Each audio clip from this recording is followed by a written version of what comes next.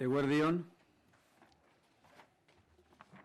gaurko Gobernu Kontseiluan aurkeztu dut Euskal Autonomia Erkidegoko Administrazio Orokorreko eta erakunde autonomoetako langileak lan presentzialera itzultzeko plana.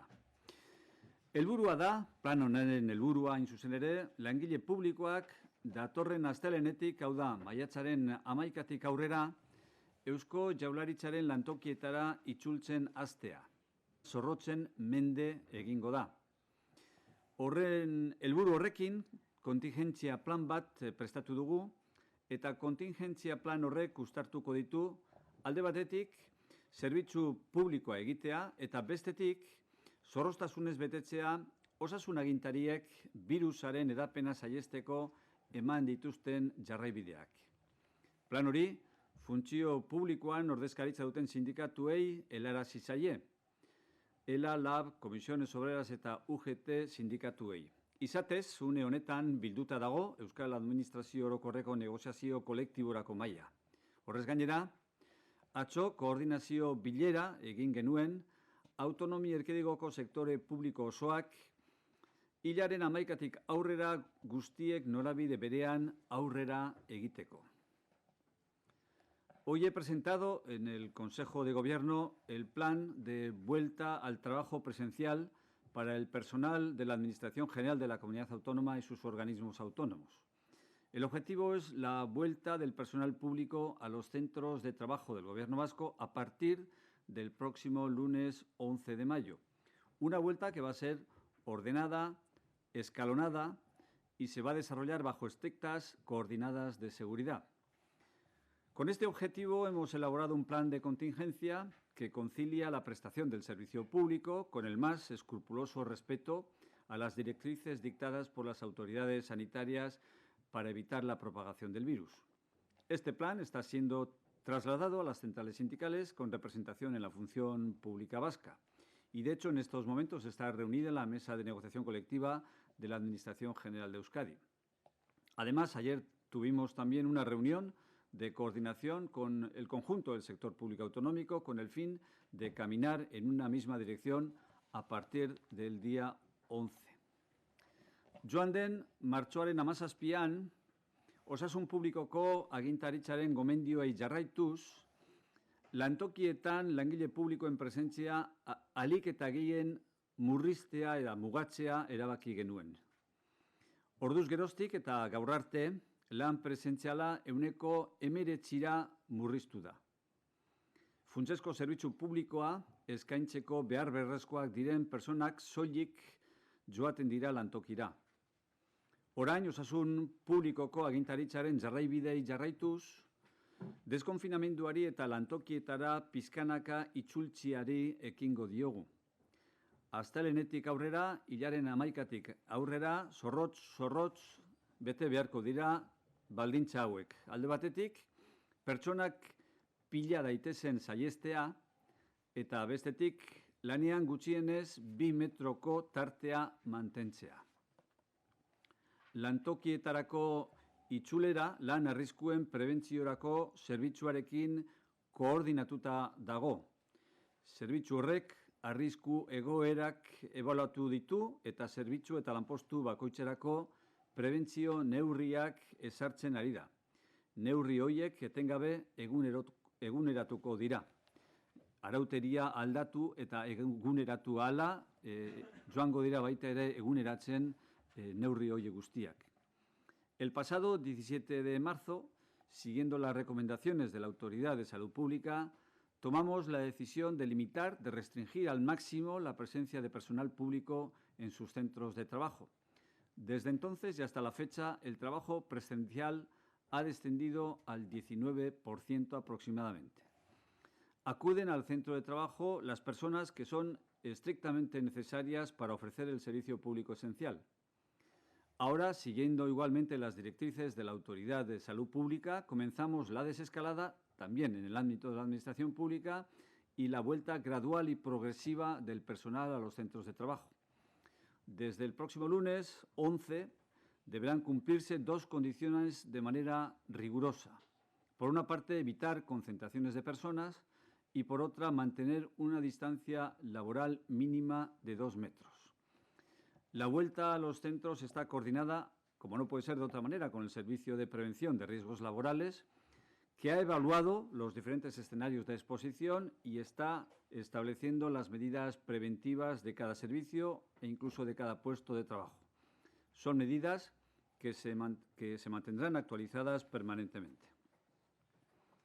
Langile publikoak lantokietara itzultzeko prozesua funtzio publikoko sailburuordearen ebazpen baten bitartez artikulatuko dugu. Aste honetan sinatu eta argitaratuko da ebazpen hori. Astelehenetik, hilaren 11tik eta 4 asteren buruan, langile guztiak itzuliko dira haien lanpostuetara 3 salbuespenekin. Bat, COVID-19arekiko bereiziki sensibleak diren taldeetako personak. Horrela aitortu beharko du prebentzioko zerbitzu mediku taldeak. Bi, haien kargura 14 urtetik berakoak edo menpekotasuna duten adineko personak dituzten personak. Zaintza hori behar bezala justifikatu beharko da eta nahitaezko egin behartzat joko da. Soilik posible izango da bikotea osatzen duen beste personak ezin dituenean pertsona hoiek haren kargura hartu. Eta 3, Eusko Jaurlaritzaren telelan programaren parte diren personak. Pertsona hoiek baliabide tekniko guztiak eta ebaluazio profesionalerako sistema guztiak dituzte haien egiteko ez presentziala berme osoz bete ahal izateko. La vuelta del personal público a los centros de trabajo la articularemos a través de una resolución del viceconsejero de Función Pública que será objeto de firma y divulgación esta misma semana. A partir del lunes día 11 y a lo largo de las próximas 4 semanas volverán a su puesto de trabajo presencial todo el personal con 3 excepciones. 1, las personas pertenecientes a grupos especialmente sensibles a la COVID-19. Deberá estar así reconocido y acreditado por el equipo médico del Servicio de Prevención. 2, las personas que tienen a su cargo a menores de 14 años o mayores dependientes. Este cuidado, debidamente justificado, tendrá la consideración de deber inexcusable, como ha venido haciéndolo en las últimas semanas, y solo será posible, lógicamente, si la otra persona que integra la pareja no puede hacerse cargo. Y, en tercer lugar, las personas que forman parte del programa de teletrabajo del Gobierno vasco. Estas personas, cuyo programa se prorrogó hace ya 2 meses, disponen de todos los equipos técnicos y sistemas de evaluación profesional para continuar su desempeño no presencial con plenas garantías. Aste honetan, zerbitzu zuzendaritza bakoitzak eta erakunde autonomoetako langileak kudeatzeko organo bakoitzak lan mota bakoitzerako antolamendu neurri propioak eta bereziak zehaztu eta jakinarazi beharko ditu. Era hori ezartzeko etengabe eguneratuko ditugu, jarraibide orokor batzuk emango ditugu. Sarbidea kontrolatuko da, sarrerako tornuetan pertsonen pilaketak saihesteko. Haien lan motagaitik nahitaezko 2 metroko tartea mantendu ezin duten langileei maskarak eta norberak babesteko ekipamenduak suskituko zaizkie. Funtsezkoak ez diren lan bilera presentzialak bertan bera geratuko dira. Igogailuan, bidaia bakoitzeko persona bat soilik bidaiatu ahal izango da. Lan espazioen higienerako eta garbiketarako plan bereziak egingo eta aplikatuko dira. Langileen esku jarriko dira norberaren higienerako produktuak. Eta azkenez, uniformea eskatzen duten lanpostuetarako, temperatura handiko garbiketa eta higiene protokoloak aplikatuko dira. Horrez gain, osasun publikoko zuzendaritzak lantokitik urrun bizi diren langile guztiei gomendatzen die joan etorriak ibilgailu pribatuetan egitea eta garraio publikoko edo itunduko bidaiak ahalik eta gehien murriztea. Esta semana, cada dirección de servicios y órgano de gestión de personal de los organismos autónomos deberá concretar y comunicar las medidas organizativas propias, específicas y singulares de cada tipo de trabajo. Para facilitar este trabajo, hemos dictado varias instrucciones generales que mantendremos permanentemente actualizadas, siempre bajo la dirección del Servicio de Prevención. Estas medidas son las siguientes: control de acceso para evitar aglomeraciones en los tornos de entrada, suministro de mascarillas y equipos de protección individual adecuados para los casos en los que el personal, por razones del tipo de trabajo que realiza, no pueda guardar la distancia obligatoria de los 2 metros, supresión de todas las reuniones de trabajo presenciales que no sean esenciales, suspensión de todos los trabajos en el exterior que no sean esenciales, una sola persona por cada viaje en ascensor, planes especiales de higiene y limpieza de los espacios laborales, puesta a disposición del personal de geles hidroalcohólicos y otros productos de higiene personal y protocolos de higiene y lavado de alta temperatura para los casos que se refieren a los puestos de trabajo que requieran uniforme. Además, la Dirección de Salud Pública recomienda al conjunto del personal que vive alejado de su centro de trabajo que potencie los desplazamientos en vehículo privado y que limiten al máximo los viajes en transporte público o concertado. Astelenean, hasiko den itzulera mailakatu horretan, herritarrei aurrez aurreko arreta eskaintzen dieten zerbitzuak izango dira, normaltasunera itzultzeko prozesuan azkenak izango direnak. Administrazio prozedurak aztertzen ari gara, zehazteko zer prozedura bidera daitezken bide telematikotik, baita jendea administrazio bulegoetan egotea saihesteko ere. Horrez gainera, beharrezkoa den lekuetan babes kolektiborako manparak instalatuko ditugu, hitzordu sistemak ezarriko ditugu, jende pilaketak saihesteko eta urruntzea bermatzeko, espazio publikoetan gel hidroalkoholikoen banagailuak instalatuko ditugu, eta herritarrei aurrez aurreko arreta eskaintzeko espazioen garbiketarako plan bereziak prestatuko ditugu. En esta vuelta gradual y escalonada que comienza el lunes, los últimos servicios en volver a la normalidad serán los de atención al público presencial. Estamos realizando un análisis de los procedimientos administrativos con objeto de determinar cuáles podrán derivarse a la vía telemática, evitando la presencia de público en las dependencias administrativas. Además, instalaremos mamparas para protección colectiva en los lugares en los que sea necesario, estableceremos sistemas de cita previa para evitar aglomeraciones y garantizar el distanciamiento, instalaremos dispensadores de geles hidroalcohólicos en los espacios públicos y elaboraremos planes específicos de limpieza de los espacios con atención ciudadana presencial. Bueno, eta ondoren, Nekane Murga osasun sailburuari emango dio hitza, osasun krisiari buruzko datu eguneratuak eman ditzan. Y a continuación cedo la palabra a la consejera de Salud, Nekane Murga, quien ofrecerá los datos actualizados relativos a la evolución de la pandemia. Sailburu, nahi duzunean. Eskerrik asko, sailburu. Eguerdi on guztioi, beti bezala azken datuen berri ematen hasiko naiz. Buenos días a todos y a todas. En primer lugar, como de costumbre, les informo de los últimos datos en torno al COVID-19. En Euskadi se han realizado en total 110.956 PCRs y 57.435 test rápidos o serológicos. Y hasta las 20 horas del día de ayer se hicieron en total 4.598 pruebas. El número de casos confirmados de coronavirus desde el comienzo de la pandemia hasta ayer asciende a 16.426. Este es el cómputo global, pero tengan en cuenta que más de 7 de cada 10 están recuperados o dados de alta. En las últimas horas, la cifra de fallecimientos se ha incrementado en 12 personas.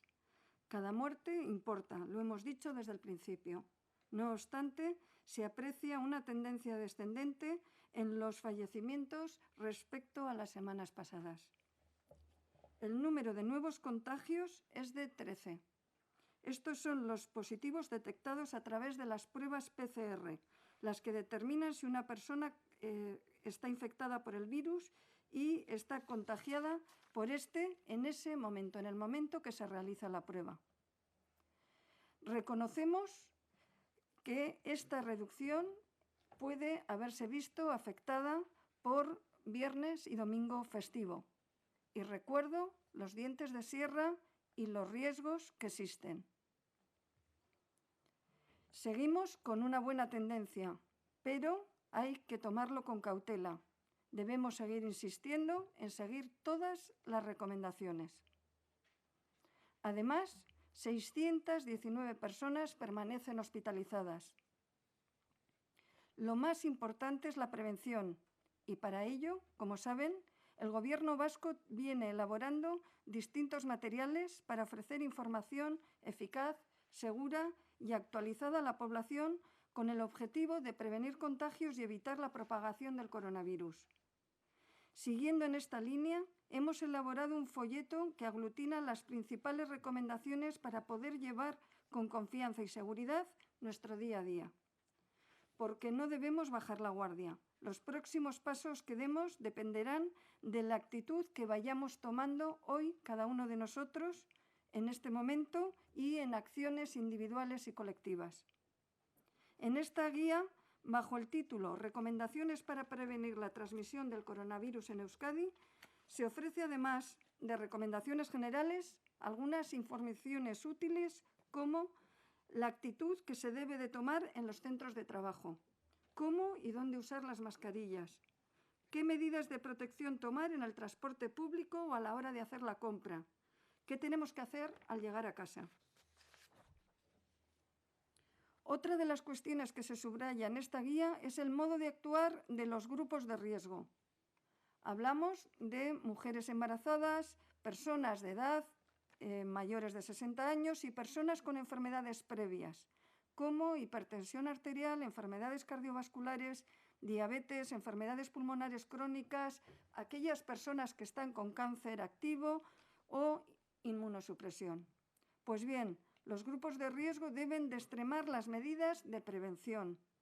Deben evitar el transporte público, deben evitar permanecer en lugares públicos y cerrados y deben evitar cualquier contacto con personas no habituales. En lo referente a los centros de trabajo, se recogen las principales medidas tanto si es una persona empleadora como empleada. Y en las personas de riesgo también, en estas circunstancias, cómo actuar. Al mismo tiempo, se destacan las medidas de aislamiento a tomar si una persona empieza con síntomas y la importancia de contactar con el centro de salud. También se incide en otra idea fundamental, y es esta. Si una persona nota síntomas, y recordar que pueden ser tos, dolor de garganta, fiebre de más de 37 grados, sensación de falta de aire o pérdida de olfato, una persona inmediatamente lo que debe pensar es que puede estar contagiada. Así, en este caso, se debe poner en aislamiento y contactar con el centro de salud. Si se confirma la enfermedad, es necesario también que avise a sus contactos próximos. Gomendioen gida bat atera dugu. Bertan, neurria eta gomendio ezberdinak azaltzen dira. Lan eremuan nola jardun. Noiz eta nola erabil maskara. Garraio publikoan ze neurri hartu. Edota etxera heltzean zer egin. Arrisku taldeek prebentzio neurriak areagotu behar dituzte. Eta sintomak somatzean, etxean geratu eta osasun zentrora deitu. Este folleto se va a distribuir en las farmacias vascas, en centros de salud de referencia, PACs, hospitales de Osakidetza, así como por los ayuntamientos de Euskadi. Además, junto al resto de la información y medidas implementadas por el Gobierno vasco para hacer frente al COVID-19, se encuentra disponible en la web euskadi.eus/coronavirus. Termino. Un día más, apelo a la responsabilidad de la sociedad. Todas y todos debemos seguir estas recomendaciones. No vale decirlo, debemos llevarlo a la práctica. De ello dependerá que la epidemia pueda cambiar la tendencia y que la podamos doblegar. Denon laguntza behar dugu epidemiari aurre egiteko. Hoy, además, es el Día Mundial de la Higiene de Manos. Un día más en el que quiero recordar a todos la importancia de lavar correctamente las manos, la eficacia del jabón y que las manos pueden ser el vehículo de transmisión. Eskerrik asko. Eskerrik asko zuri, sailburu, zure azalpen guztiagatik. Y ahora damos pie a la fase de preguntas y respuestas. Por favor, me gustaría saber si tras la conferencia de presidentes ha mantenido el Lehendakari algún contacto con el presidente del Gobierno y si para el Lehendakari sigue siendo el fin del estado de alarma un tótem o podría haber una fórmula intermedia que permitiera salvar este miércoles la continuidad del estado de alarma que va a plantear el Gobierno. Bueno, no me consta que haya habido comunicación directa entre el presidente del Gobierno y el Lehendakari en el lapso temporal comprendido entre el domingo y el momento presente. Y, bueno, por lo que respecta al estado de alarma, la posición ha de ser adoptada por los partidos políticos con representación en el Congreso de los Diputados. Es al Congreso de los Diputados al quien corresponde autorizar al Gobierno una nueva prórroga para el estado de alarma, ¿no? El Lehendakari ha fijado una posición que es conocida, domingo tras domingo ha estado reivindicando un punto de vista defensivo de las competencias autonómicas, planteando una cuestión que después ha sido respaldada por otros presidentes autonómicos de diferentes colores y lealtades políticas, ¿no? Reivindicando, insisto, la cooperación, la codecisión, la coordinación comprometida o codecidida, ¿no? Una cogestión que, insisto, ha sido reivindicada por el Lehendakari y ha sido avalada por otros presidentes autonómicos después de su intervención. Ese es el punto de vista que ha defendido, que ha mantenido, y ahora pues corresponde a los partidos políticos fijar una posición en el Congreso de los Diputados a propósito de la prórroga. Es a ellos a los que corresponde decidir si toca o es pertinente que haya más prórrogas y, en su caso, las condiciones en las que, de aprobarse esas prórrogas, deberían producirse, ¿no? ¿Cómo ve usted el desenlace del miércoles? Bueno, pues no me corresponde a mí anticipar lo que puede producirse mañana en el Congreso de los Diputados, ¿no? Así que seguramente ustedes tienen más información sobre la posición que están manteniendo los partidos políticos en las conversaciones que mantienen con el Gobierno y con el Grupo Parlamentario. Sí, pero ¿cree que va a tener que haber en el Gobierno cintura política para que pueda prosperar esa propuesta? Bueno, yo también no sé de qué propuesta me habla. Sé que los partidos políticos están negociando con el Gobierno esa cuestión, que el Gobierno está muy interesado en mantener esa prórroga, pero cada partido político está fijando su propia posición a través del grupo parlamentario en el Congreso de los Diputados. Yo no me atrevo a anticipar ni un resultado ni a fijar una posición en relación con lo que va a ser la actitud de cada grupo parlamentario, teniendo en cuenta que todavía las posiciones no son fijas, definitivas, y que están produciéndose conversaciones que pueden modular o incluso modificar algunas de esas posiciones, ¿no? En cualquier caso, las preferencias del Gobierno vasco, ¿por dónde pasan? ¿Porque se desactive el estado de alarma o porque se mantenga en vigor? Y otra pregunta ya, ¿el Gobierno vasco cree, tal y como surgen algunas voces desde Madrid, que la desactivación del estado de alarma traería el caos? Bueno, yo he defendido una posición que es conocida en el Senado la semana pasada en relación con esa cuestión, ¿no? Yo creo que cuando se plantea el coronavirus, el primer desafío a responder por el Estado autonómico es intentar demostrar que con los instrumentos y herramientas ordinarias, con la legalidad competencial ordinaria, es posible responder con eficacia al desafío de esa pandemia. Es una ocasión que se perdió porque se optó por la fórmula de la alarma y además por una fórmula de articulación de funcionamiento de los poderes públicos en el marco de la alarma que suponía una centralización clara y una asunción por parte del Gobierno central de competencias que eran propias de las comunidades autónomas. Hubo una segunda oportunidad para mejorar y consolidar el funcionamiento de la Conferencia de Presidentes, pero es una oportunidad perdida también, porque es cierto que se ha reunido 8 veces, pero es cierto también que se ha reunido sin método, sin concierto y sin que la comisión preparatoria de impulso y de seguimiento que ha sido constituida hace ya 3 años entre las diferentes comunidades autónomas y el Estado para acompañar al funcionamiento de la Conferencia de Presidentes se haya reunido una sola vez durante los últimos 2 meses, ni una sola vez. Por tanto, las conferencias se han producido sin preparación previa, sin impulso legal y, por supuesto, sin seguimiento articulado y organizado, ¿no? Y luego hay una tercera cuestión por decidir, ¿no? Y es cuándo se va a poner fin al estado de alarma y en qué condiciones. Cuándo se considera que se van a producir las circunstancias que permiten asegurar que con el funcionamiento ordinario de la legalidad ordinaria y con el funcionamiento normalizado de las instituciones es posible responder a la situación sanitaria, ¿no? Yo he defendido que con la legalidad ordinaria en el ámbito de la salud pública, las comunidades autónomas y el conjunto de las instituciones disponen de instrumentos suficientes para responder a los desafíos de la pandemia a partir de este momento y gestionar la desescalada, ¿no? Esa es una defensa que la ha hecho públicamente en coherencia con lo que defendió el Lehendakari la semana pactar con los grupos parlamentarios en el Congreso de los Diputados de cara a la autorización que ha solicitado para hacer efectiva la prórroga, ¿no? Zaintzeak orduan, jaurlaritzak uste du kaosa torreko litzakela, hori da jaurlaritzaren postura? Bueno, hori buruz gauza bat esan behar da. Nik aurreko astean ere esan nuen hori, alarma egoera bezarkatzen denean, horren atzean zer dago? Mesfidantza nabarmen bat autonomia erkidegoekiko. Horren atzean dagoena da, uste bat, zeinaren arabera, zentralismoa eraginkortasunarekin bat dator ezinbestean, eta deszentralizazioa kaosa da eta besterik ez. Gaur, guk uste genuen, estatu autonomikoak 40 urte indarrean jarraitu eta gero, irizpide hori erabat gaindituta zegoela.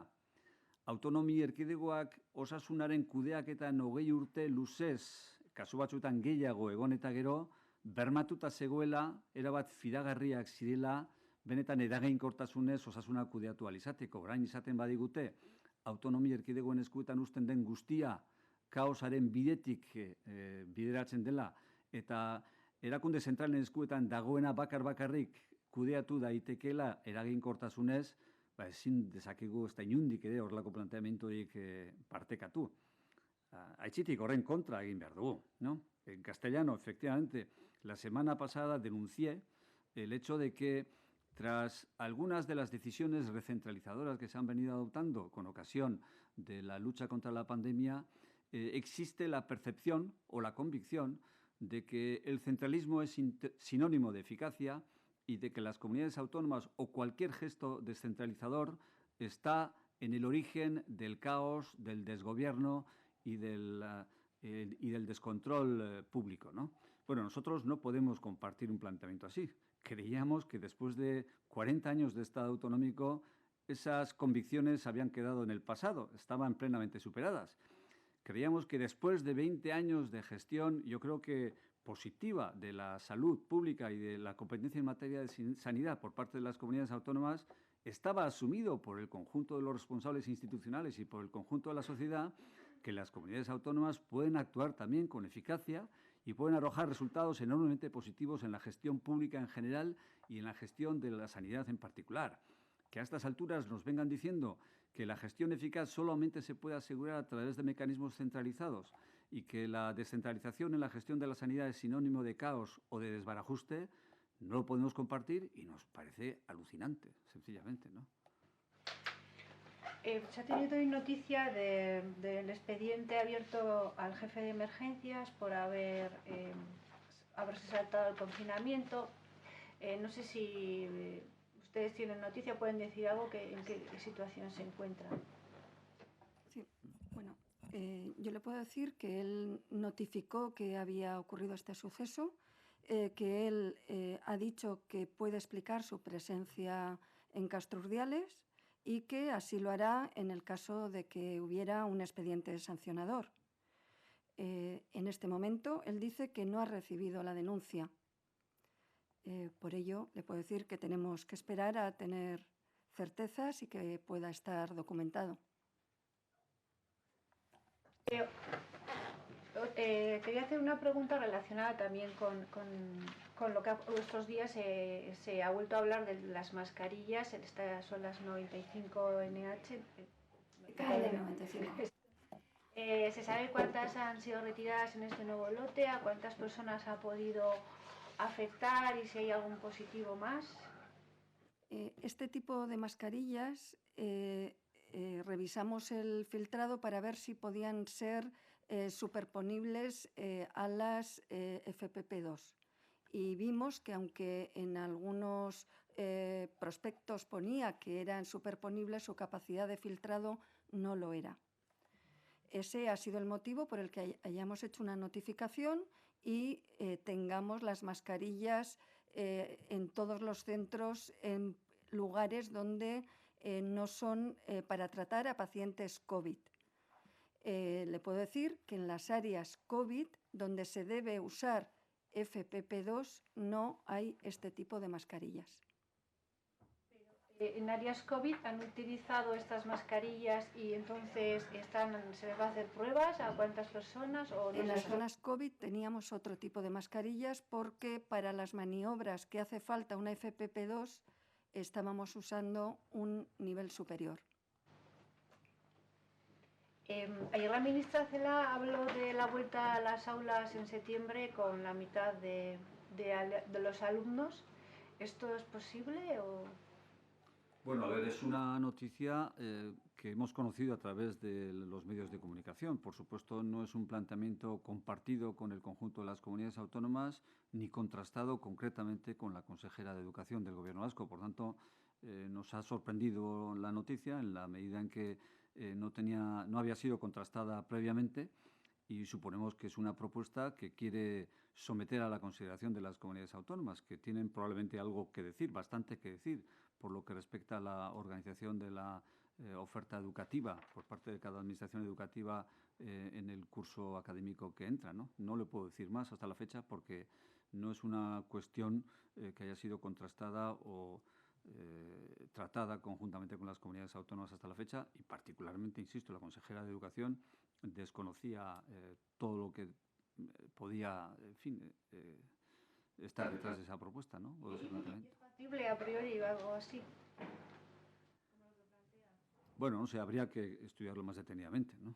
Porque habría que ver exactamente cuál es el contenido y alcance de la propuesta, cómo se formula y cómo se pretende articular, ¿no? Porque dicho así, como un enunciado que es un titular de prensa, pues poco se puede colegir de lo que pretende plantear. Habría que ver cómo pretende materializarse, ¿no?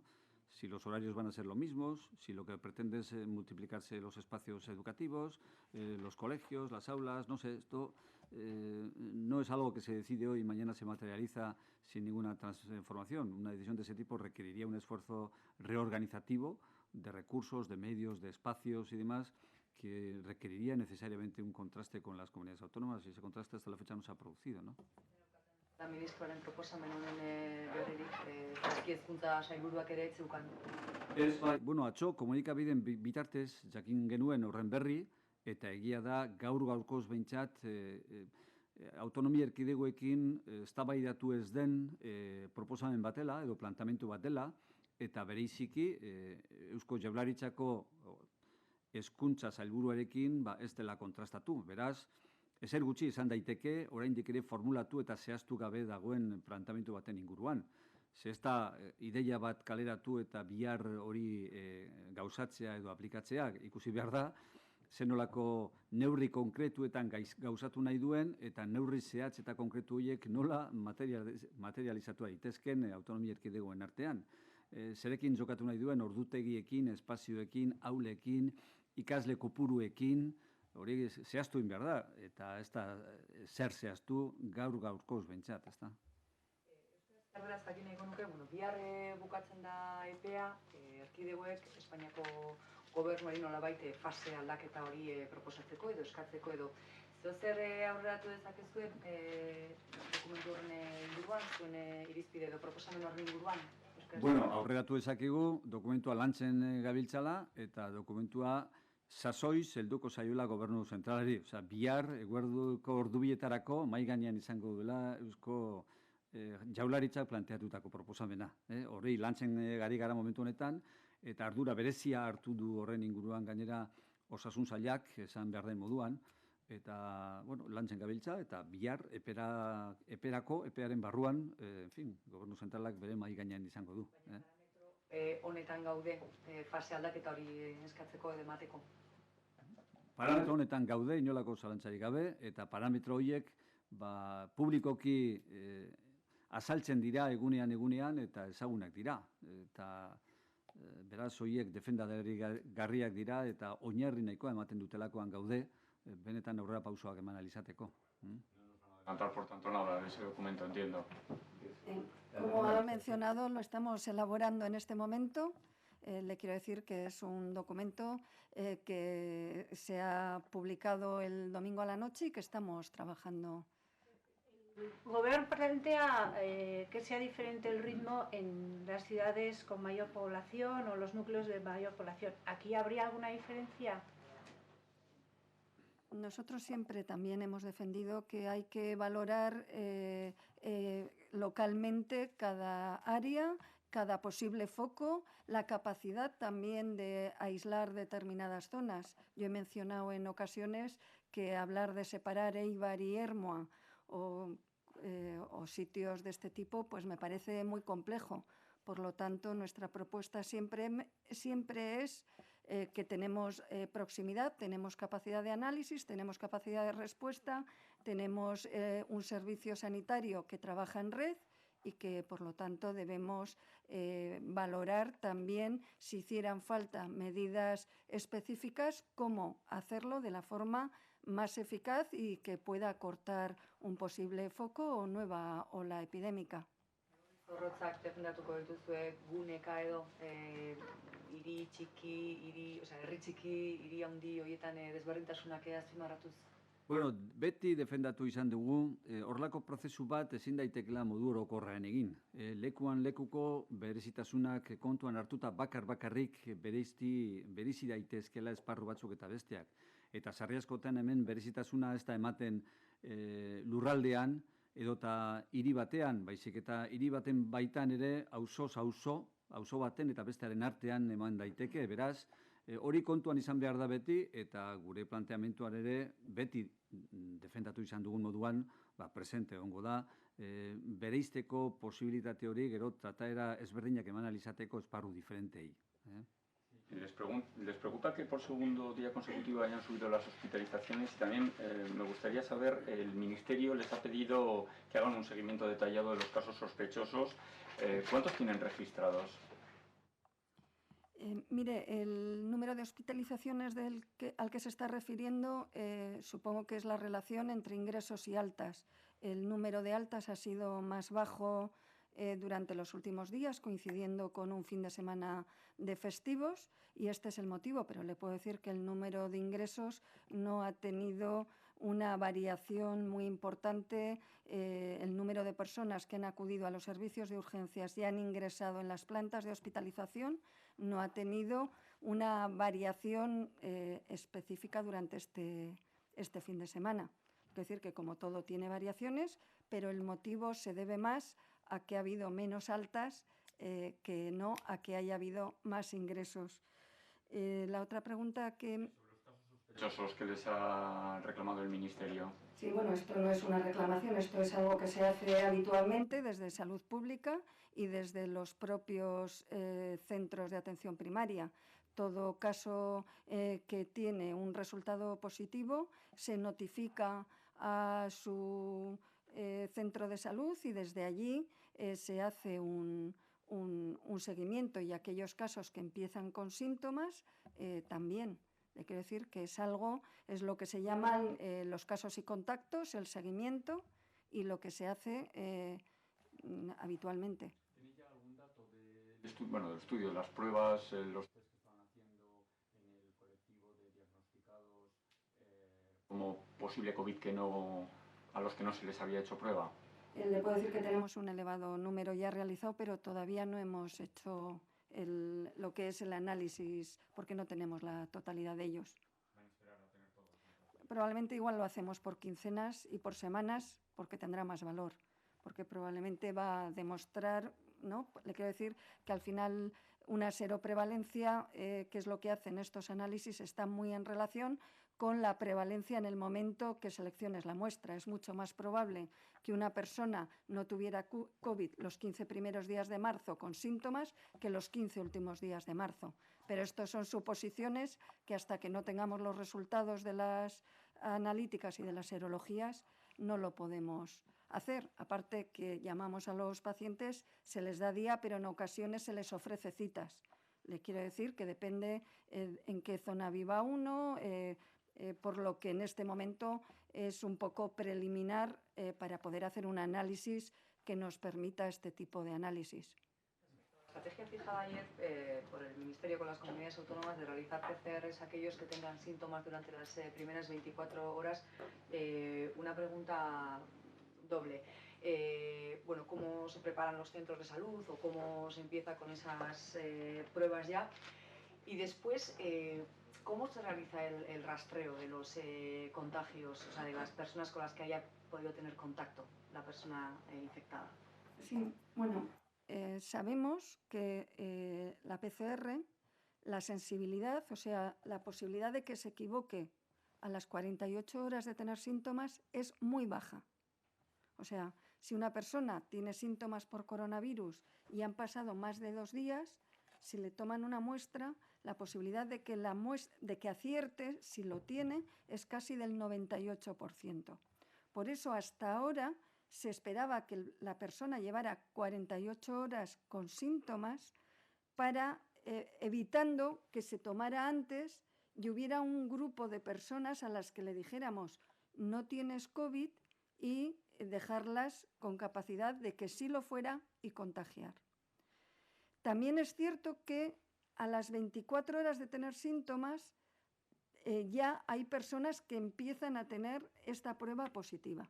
Y sabemos que si una persona sabe que es positiva, inmediatamente es más fácil que realice un aislamiento más estricto y que también el mensaje que mande a sus contactos tenga más impacto. No es lo mismo decir creo que tengo COVID que tengo COVID.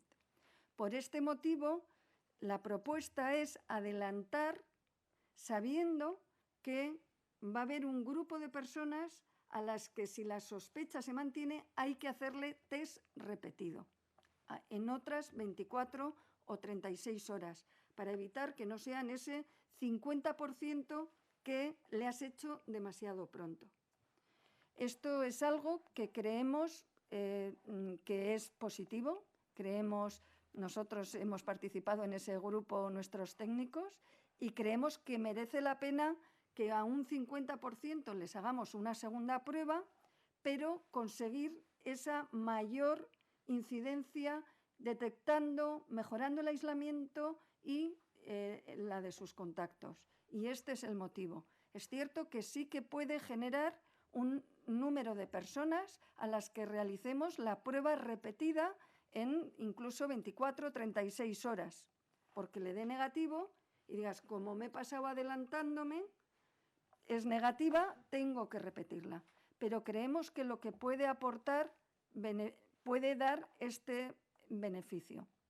Por lo tanto, nosotros los centros de salud los tenemos con unos centros sectorizados donde las personas con síntomas van y lo que sí queremos es mantener cierta sectorización para evitar que personas con síntomas respiratorios acudan a centros y puedan ser una fuente de contagio. Por lo que vamos a potenciar las tomas en estos centros o las tomas domiciliarias.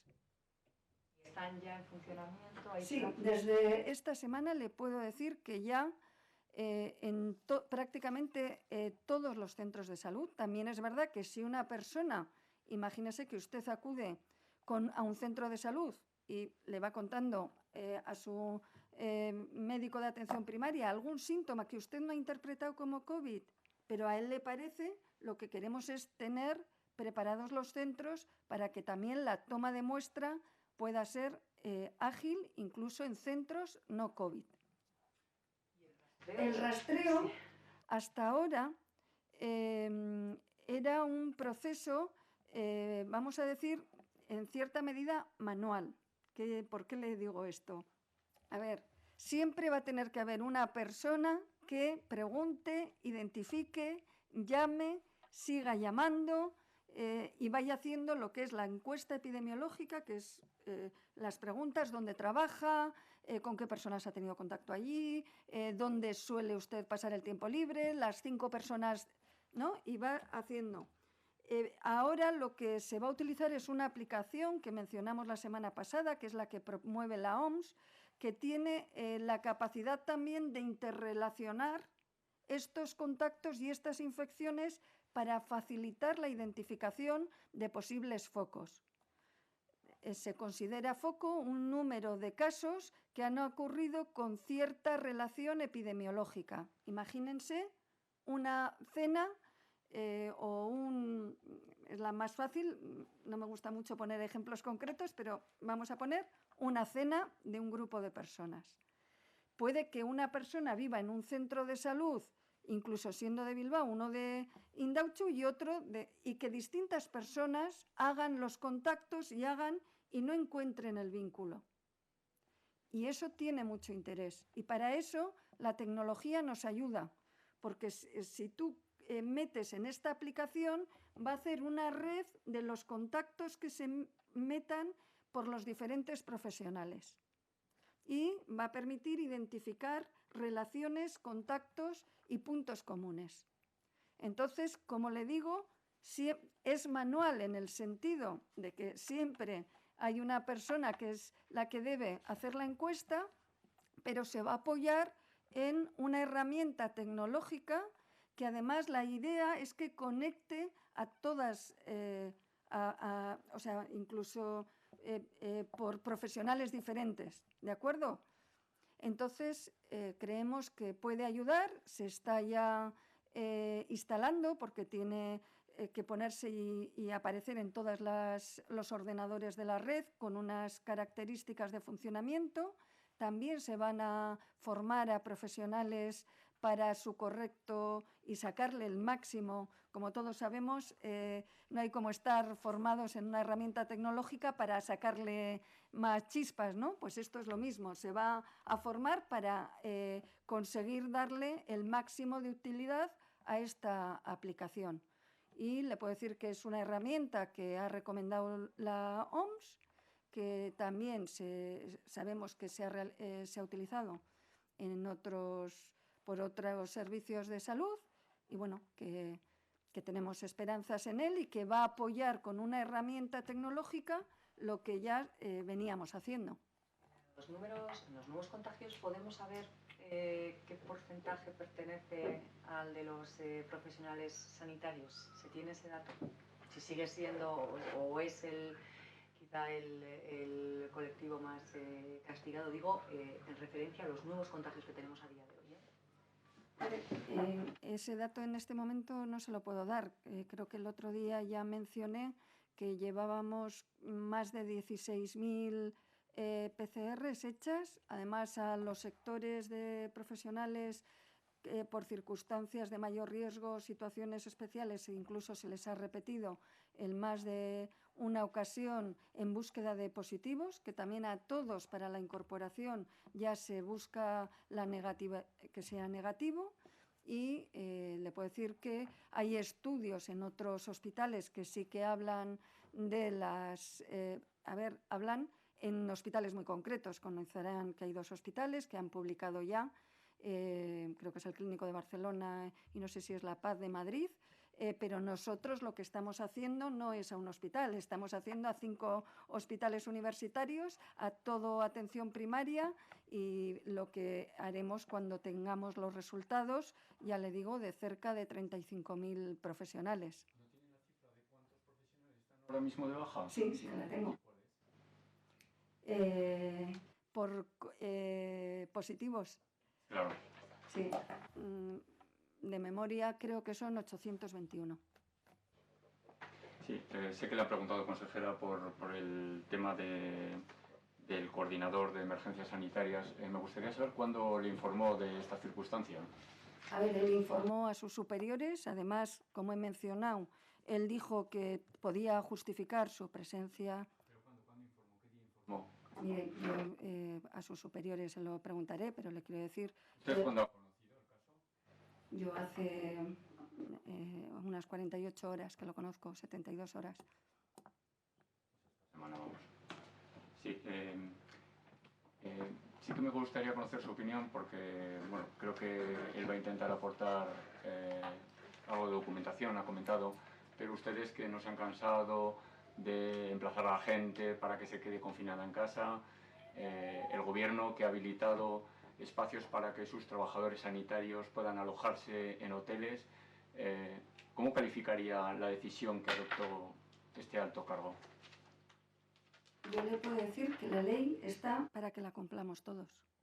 Entonces, lo que hay es que analizar qué es lo que ocurrió, qué respuesta da él a este aparente expediente sancionador o denuncia que le va a llegar en las próximas horas y que con la documentación y hechos, pues que se tomarán las decisiones.